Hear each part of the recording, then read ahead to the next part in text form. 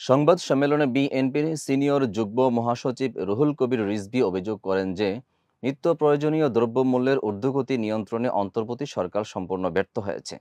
তিনি বলেন যে মূল্যস্ফীতির ঊর্ধ্বগতিতে সাধারণ মানুষের নাভিশ্বাস উঠেছে এবং মধ্যম ও নিম্ন আয়ের মানুষকে আরও চাপে পড়তে হচ্ছে।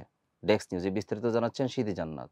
বিএনপি সিনিয়র যুগ্ম মহাসচিব বলেন যে দেশের ব্যবসা বাণিজ্য খাতে বড় ধরনের ধাক্কা লেগেছে এবং অনেক ব্যবসায়ী লোকসান কাটিয়ে উঠতে পারেননি। ভ্যাট বাড়ানোর সিদ্ধান্তকে তিনি আত্মঘাতী বলে উল্লেখ করেন। রিজভী মনে করেন যে উচ্চ মূল্যস্ফীতির সময় এমন কর বৃদ্ধি সাধারণ মানুষের জীবনে অতিরিক্ত চাপ সৃষ্টি করবে এবং অর্থনীতির জন্য মারাত্মক ক্ষতিকর হবে। বিএনপির সিনিয়র যুগ্ম মহাসচিব রিজভীর মতে বাজার সিন্ডিকেটের দৌরাত্ম্য এবং সরকারের নীতিগত ব্যর্থতা দেশের অর্থনৈতিক পরিস্থিতিকে আরও জটিল করে তুলেছে। রিজভী বলছে, এই সমস্যার সমাধান করতে দ্রব্যমূল্য ও কর ব্যবস্থার উপর নজরদারি বাড়ানোর পাশাপাশি জনস্বার্থে কার্যকর পদক্ষেপ গ্রহণের প্রয়োজন।